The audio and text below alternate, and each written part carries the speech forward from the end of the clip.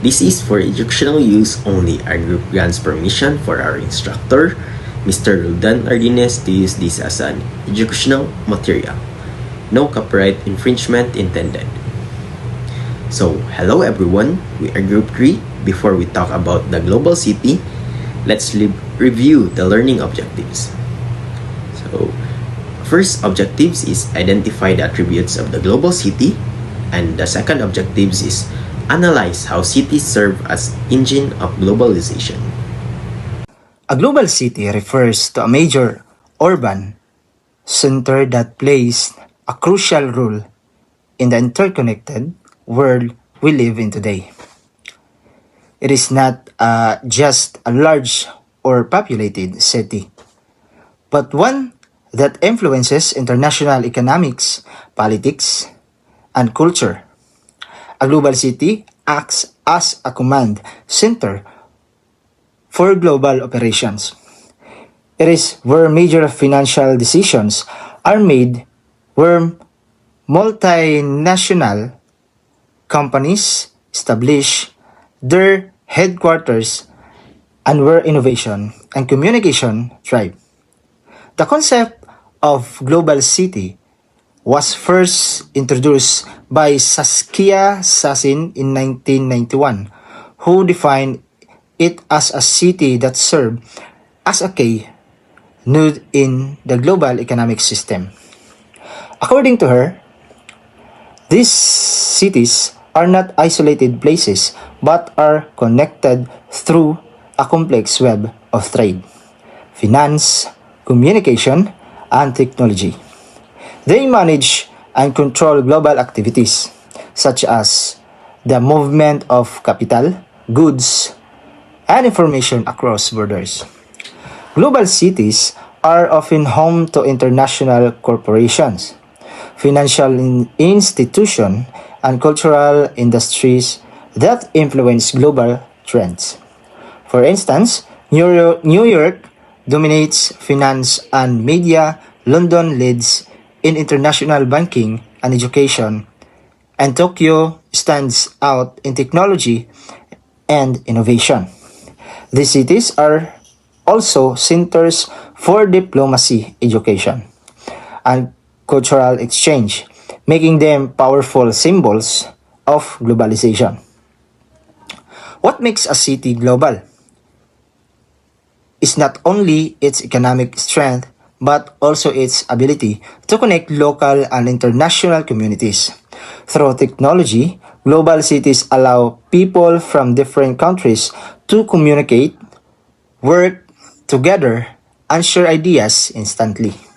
This high level of connectivity transforms them into places where the world's most important decisions and cultural movements begin. However, being a global city also means facing challenges.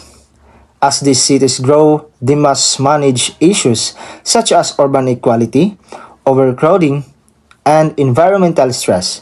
Despite these difficulties, global cities continue to serve as engines of globalization, driving innovation and linking nations together. In summary, a global city is the heart of globalization, a place where the local and international merge. It is where opportunities expand beyond borders, where technology bridges distances, and where the pulse of the world's economy, culture, and society can truly be felt. Attributes of a global city. Economic power. One of the strongest attributes of a global city is its economic influence. Global cities serves as financial and business hubs where major multinational corporations, banks, and stock exchanges are located. The cities manage the global flow of money and investment, making decisions that affect economies across continents. For example, New York, Wall Street, London's financial district, and Tokyo Stock Exchange play key role in the international market. This economic dominance helps create job opportunities and attract investors, turning global cities into engines of economic growth. Second one, technological advancement. Technological is at the core of every global city. Advanced communication system, internet connectivity, and digital infrastructure allow businesses and individuals to connect instantly across the globe. For instance, global cities host tech parks, innovation centers, and research institutions that produce cutting-edge solutions.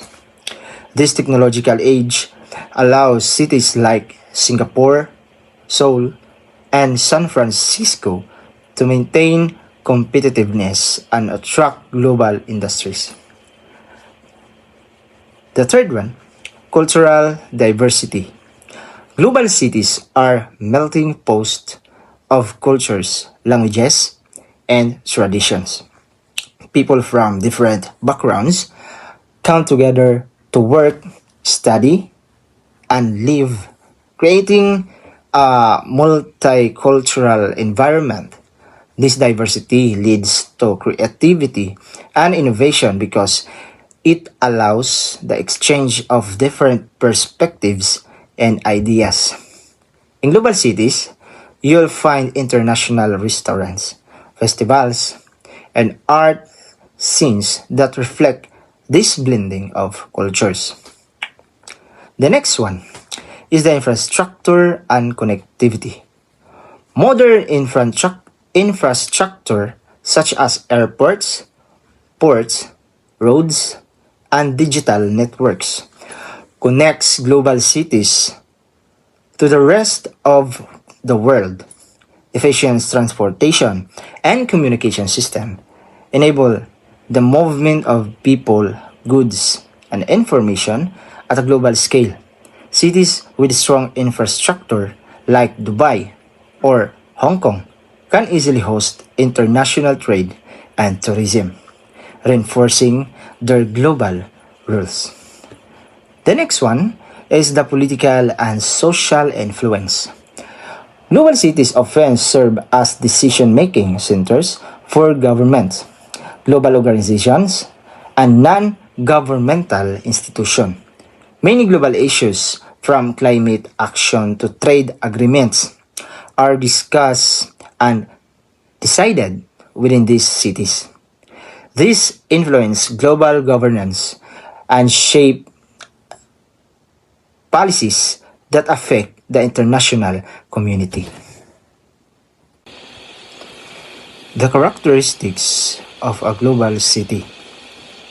A global city is more than just a large and populated urban area. It is a powerful center that connects different parts of the world through trade, culture, technology, and governance. What distinguishes a global city from an ordinary city are its characteristics, the unique features that allows it to influence global system and play a major role in shaping the direction of globalization. Global cities act as the backbone of the world economy. They host the offices of multinational corporations, serve as centers of culture and communication, and lead innovation and development. These cities are places where global decisions are made, where people of different nationalities come together, and where modern lifestyles and technology are created and shared. The first one is the economic power and global influence. The first and most important characteristics of global city is its strong economy. Global cities serve as international financial and business centers, where the headquarters of large corporations and banks are located. Cities like New York, London, and Tokyo dominate global trade and finance because of their vast economic resources and influence. Their financial markets affect global investment flows, currency exchange rates, and business decisions worldwide. This economic strength attracts professionals, investors, and companies, keeping the city's economy dynamic and globally relevant.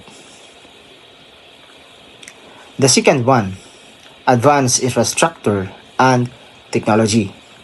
Another defining features of global city is its modern infrastructure and technological advancement. These cities are well equipped with efficient transport system, international airports, seaports, digital networks, and communication technologies. For example, Singapore and Hong Kong are known for their well-organized infrastructure, which support both local and international trade. High-speed internet and smart city technology make it easier for businesses and people to stay globally connected. This infrastructure allows global cities to operate efficiently and maintain their leading positions in the world economy. The third one is the cultural diversity and global integration. A global city is a melting pot of cultures. It is home to people from various nationalities, regions, religions, and ethnicity, ethnicities who live and work together. This diversity makes global cities vibrant and creative. It encourages cultural exchange, tolerance, and innovations. Cities like London and New York are famous for their multicultural environments where people can experience food, art, and traditions from all over the world.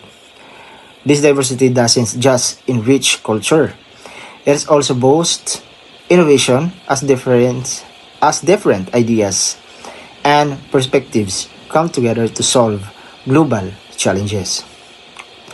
And the fourth one is the centers of innovation, education, and research. Global cities are also centers of knowledge and innovation. They host top universities, research institutions, and technology companies that drive global progress.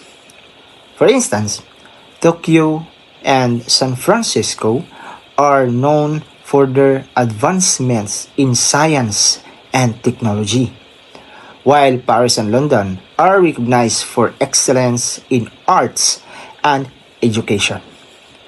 Innovation and research make these cities more competitive and attractive to investors and professionals around the world. They become places where the future is imagined, designed, and built. The fifth one is the political and diplomatic significance. Many global cities are also centers of political power and international diplomacy. They often host embassies, consulates, and global organizations that discuss and decide world affairs. For example, New York is home to the United Nations headquarters, where leaders from all over the world meet to address international issues. This political influence gives global cities a voice in shaping global policies and promoting peace and cooperation.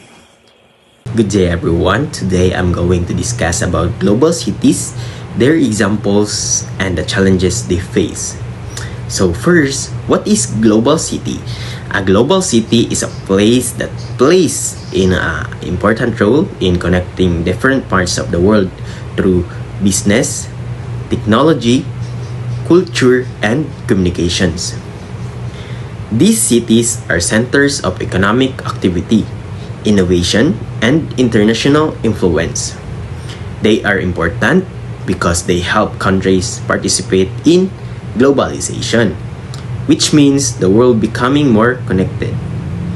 Example: New York City is a global city because it's home to the United Nations and Wall Street, where global financial decisions are made.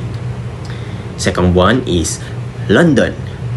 It connects Europe to the world through trade and education. The third one is Tokyo. Tokyo is known for technology and innovation with famous companies like Sony and Toyota.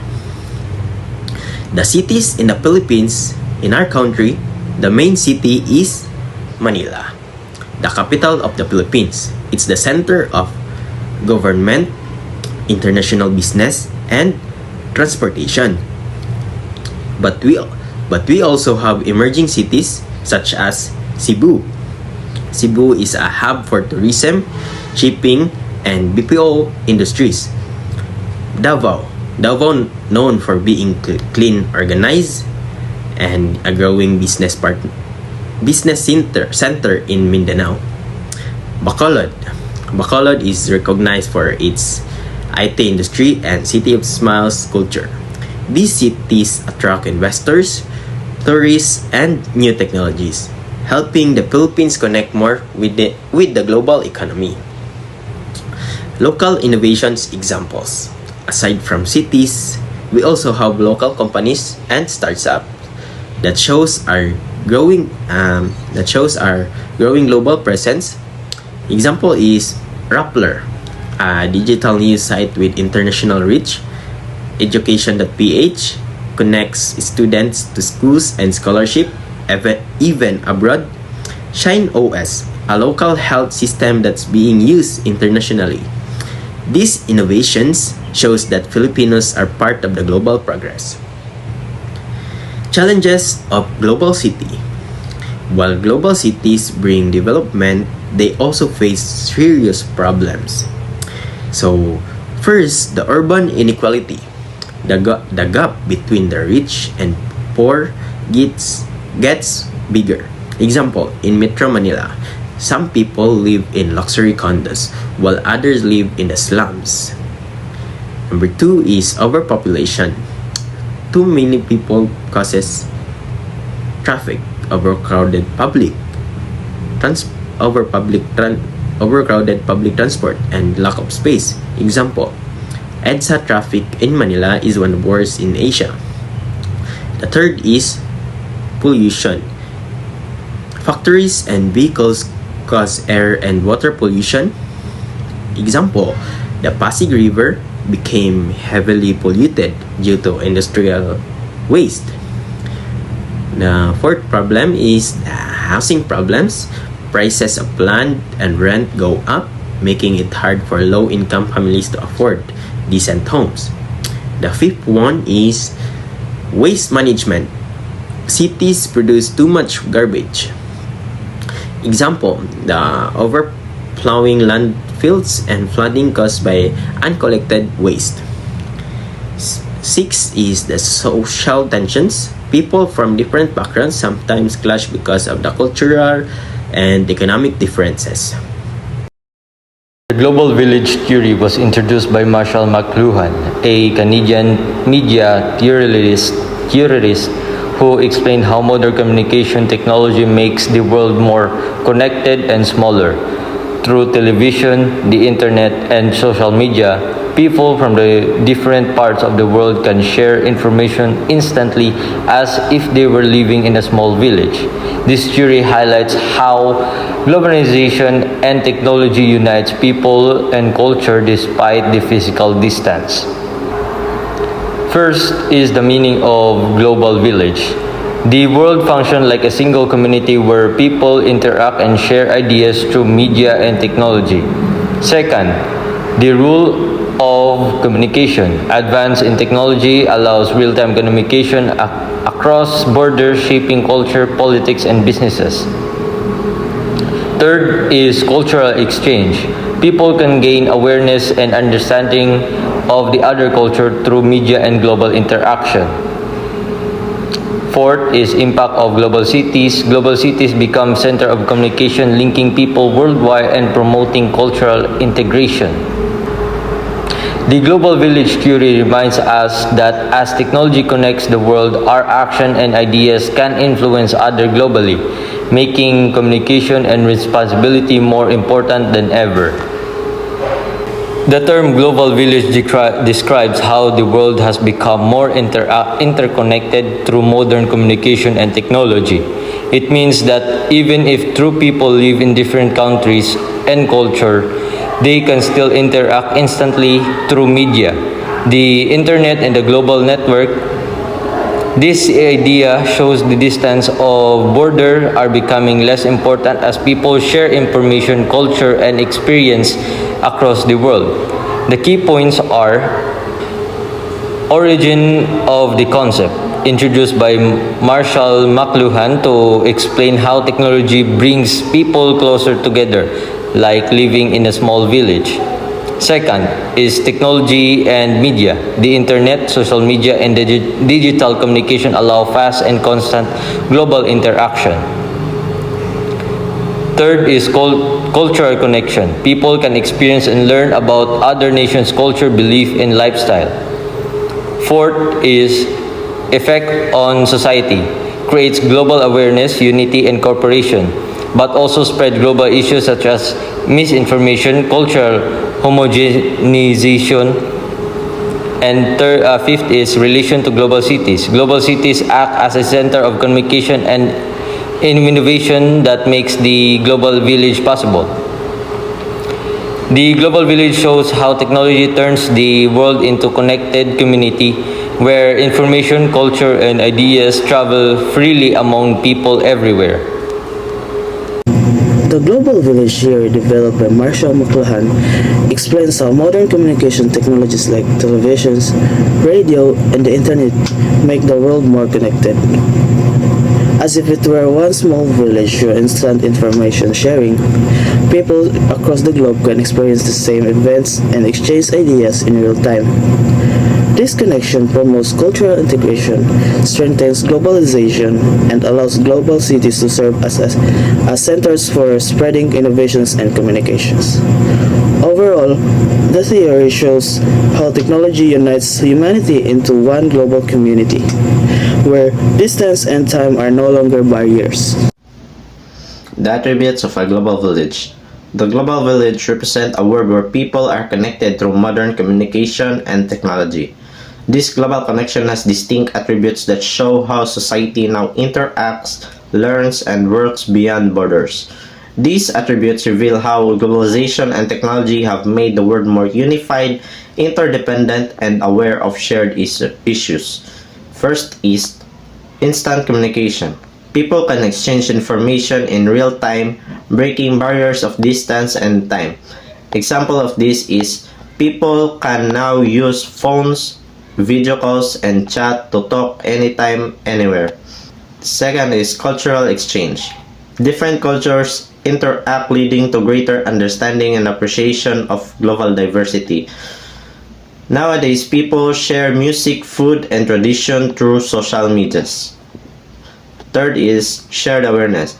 Global issues like climate change, poverty, and human rights are discussed worldwide. Next is interdependence. Countries rely on one another for resources, information, and economic growth. Technological advancement. Digital platforms and media connect individuals, communities, and institutions globally. The attributes of a global village show how technology and communication unite humanity, turning the entire world into a single, interactive, and collaborative community.